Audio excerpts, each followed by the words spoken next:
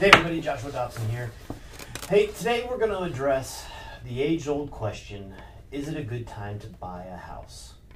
I get this question a lot. I have a lot of real estate partners and clients who are constantly asking me, hey Josh, is this a great time to buy a house? And you know what, I have to answer them in kind of ambiguity because there is no right answer. We all try to buy a house for the best possible price to fit our needs. We all want a great deal. Many of us look at it as, is this a good investment long term for me? Am I going to make money on this? And the simple answer that I try to give is this. If you want to buy a house and you can afford to buy a house, yes, it is the perfect time to buy a house. Now, if you crunch numbers and you look at certain things like empirical data to determine, when's the good time to buy a house? Can I buy it at the bottom of a market? Is the recession going to affect home prices, and am I going to be able to get it for the same house for a cheaper deal? All of that information has been collected and analyzed, and there are certain things that we can do to show you the cost of waiting, what that does to you as far as how it can affect your payment, how it can affect the amount of interest you pay, how much equity you've lost because you waited. There's all kinds of fancy tools to do it, but I'll try to break it down a little bit simpler.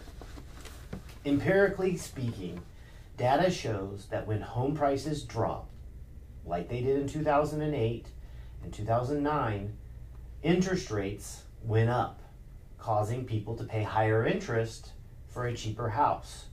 Now, you couple that with what we lost during that crash, some people lost 50% of their home value. Obviously, the higher interest rate didn't make as much of a difference as the decrease in value. But what we're talking about now is what's going on and what will happen in the future. So take this into consideration. COVID-19 is pushing us into a recession. How deep, we don't know yet. It will completely depend on when and how we're able to get the economy back to doing what it was doing. It could take some time, but that doesn't necessarily mean that home prices are going to drop like they did in 2008 and 2009. There's a big difference between then and now. Then, what we had was greed. Loans were being written for people who couldn't afford the mortgage payments that they were getting, and they were constantly refinancing those mortgages to pay off the credit card debt that they were incurring while paying that mortgage payment they couldn't afford. Now, speculatively speaking, we all thought that home prices would continue to rise and therefore they'd continue to keep doing it. We wouldn't have a problem. Well, that didn't happen, right? We saw home prices drop, people unable to refinance, not able to afford their mortgage, and had to sell their house. That's when we saw a flood of inventory, whether it was short sales or foreclosures, which is what caused the depreciation in the value of the homes. What we have here is a normal cycle, something that has happened in the past, and we can take a look at it and look at the empirical data and analyze what we project to happen. And I'm not going to argue with people saying, home prices aren't going to drop, home prices are going to drop.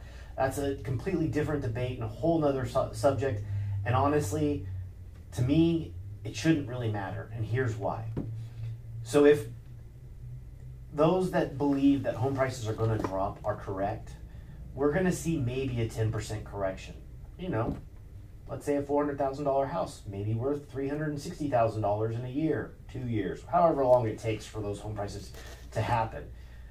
What's going to happen for that to take place is we're going to have to see a flood of inventory. Now that could manifest because of the forbearance and the people unable to pay back that forbearance amount that they've gone ahead and pushed on to a later date, which could force them to have to sell their homes because they can't afford it anymore and they have equity.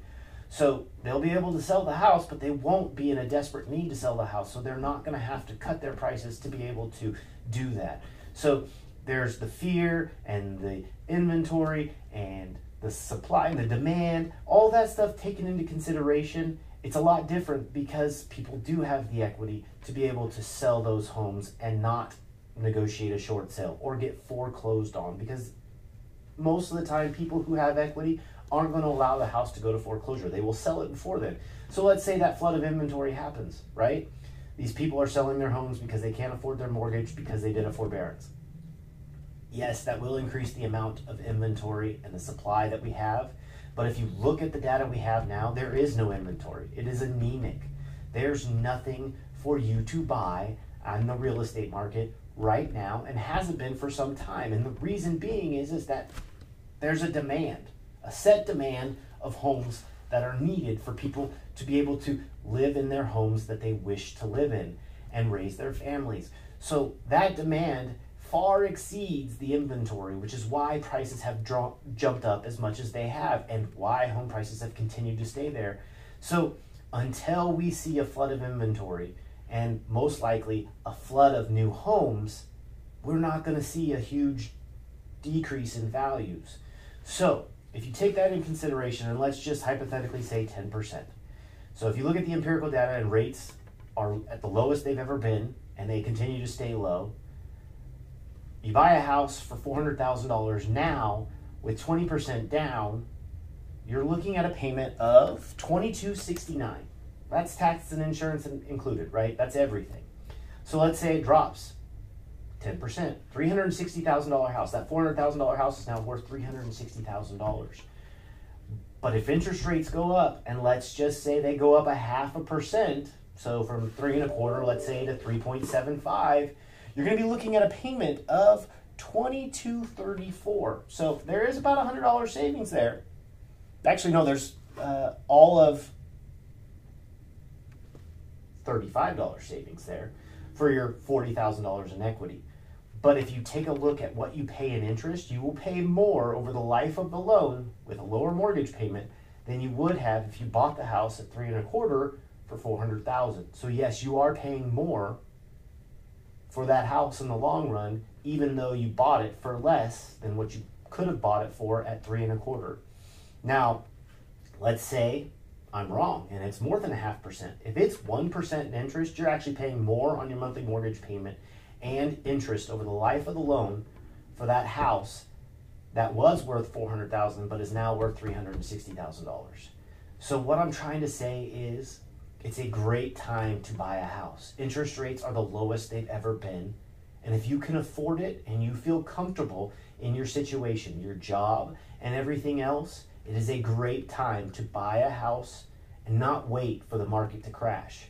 Because if you wait, you may end up paying higher interest and more interest over the life of the loan than what you could have if you bought the house now. If you want some specific numbers on your specific scenario, please feel free to give me a call, shoot me a text, send me an email. I'll be happy to run those numbers for you so that you can see what the actual cost of waiting to buy a house could be. I hope you have a wonderful day, and I'll talk to you soon. Thanks. Bye.